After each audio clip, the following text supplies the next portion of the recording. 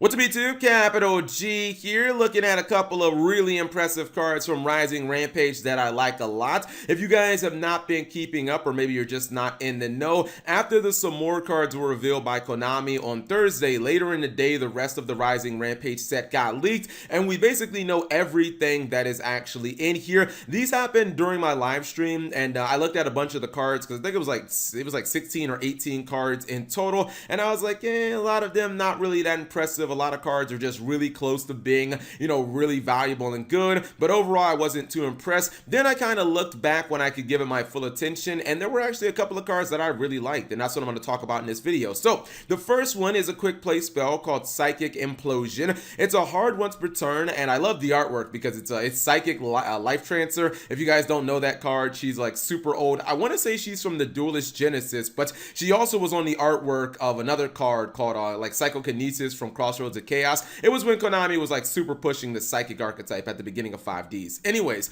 it says during the battle phase, target one face-up monster you control. You lose life points equal to that monster's attack, and if you do, double that monster's attack until the end of its turn. It cannot attack directly the turn you activate this card. Now, these type of double attack effects are not anything new to Yu-Gi-Oh! We've had these dating back all the way to Magic Ruler with like Megamorph. We also got one recently in Cybernetic Horizon with Solidarity Sword of Poison. Usually these are built into equip spells. However, this time it's going to be actually in the way of a quick play spell. To me, it being in a quick play is actually better than an equip, because now you can use this during the damage step when it's too late for your opponent to use something like Salamangreat Rage or something like a Widow Anchor to defend themselves. I also like the fact that it actually doubles the current attack instead of the original. Cards like Megamorph and the Sword of Poison, they only double the original attack, which means you can't use them with things like Remaju. You can't use them with like Utopia in conjunction with like Utopia Double. Now you could actually go for Utopia Double, right? You could get your double or nothing. You could go for your Utopia, your regular 39. It would be 5,000 attack. You activate your Implosion, pay 5,000 life points. Your Utopia is now 10,000 attack. Then you use double or nothing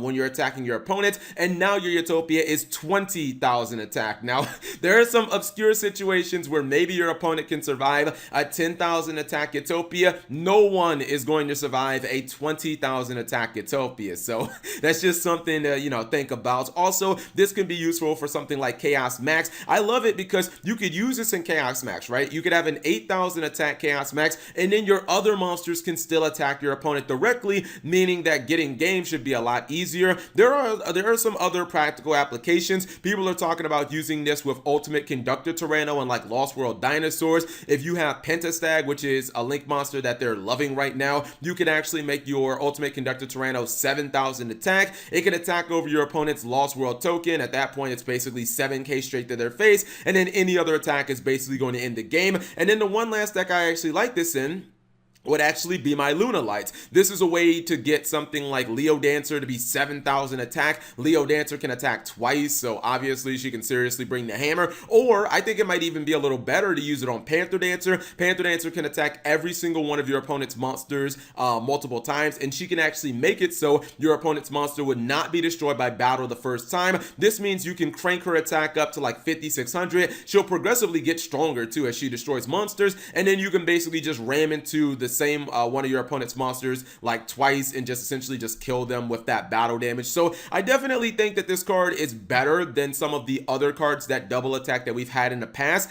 and I think that it's a nice addition for some of these decks. The second card I really like, and it's one I actually think is going to go super under the radar, is a protection spell card called Covering Curtain. This is a continuous spell. It says you can use each effect among the first and second effects with this card's name only once per turn. So you can use both effects in the same turn, but they're both hard once per turn, and it's actually quite important on this card specifically. It says effect number 1, if a card or cards you control would be destroyed by battle or an opponent's card effect, you can destroy this card instead of one of those cards. Second effect, if a card or cards you control would be destroyed by battle or card effect, you can banish this card from your graveyard instead of destroying one of those cards. So basically, this is just a protection card for your entire field. And I know that that might actually not sound like all that important, but really just think of it in the sense of something like Salamangreat Balinx, right? You know how when you're dueling against Salamangreat, Balinx is kind of always that protection card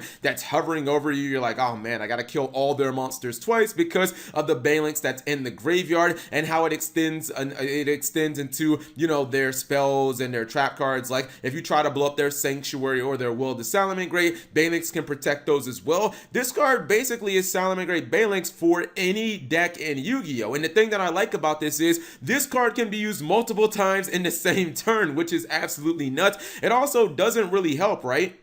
This card doesn't really, like, it doesn't benefit your opponent to actually blow this card up, right? Let's say your opponent would do something silly, like Tornado Dragon this card. Okay, so what? You sent it to the graveyard. I can just use the protection from the graveyard. So you really haven't accomplished anything. I look at this and I'm thinking about decks that, like, have good ways of generating advantage, but a lot of their monsters are just, like, really small monsters. I'm thinking of a deck like Magical Musketeers, which has always been the biggest knock on the Magical Musketeer archetype. They have so many ways of generating cards, right? But eventually your opponent will just get monsters on the field that are bigger than them, and they'll just attack without really activating effects. And the Magical Musketeer monsters, once you run out of cards, you just kind of end up losing the beaters. This card could be excellent in a deck like Magical Musketeers, especially considering this can actually trigger some of the Magical Musketeer monsters effects when you activate it. So if I'm normal summoning a Casper, I activate this and I get the Search from Casper and I get double protection for everything that I control. What is there not to like? Because I actually end up going, I never actually take like a neg at that point, considering the Casper's effect. And then as soon as this card goes to the graveyard, my column is opened up and I can continue playing spells. So I think that this card could be super valuable in a deck like Magical Musketeers, which is a deck that I really want to play in the future once they release Max. And I think that there will be other archetypes that are very similar to that. I just can't, you know, think of all of them off the top of my head. All of them that are definitely worth it. So I look at this and I'm like, yo, Salamangreat Balinks twice in a turn for any archetype in Yu-Gi-Oh! Like, sign me the hell up for this card. So what do you guys think of some of these cards, and were there other interesting cards that you guys thought were revealed or I guess leaked in Rising Rampage? If so, leave it in the comment section below. Thank you guys for watching. As always, subscribe if you have not already and turn on that notification bell for daily videos.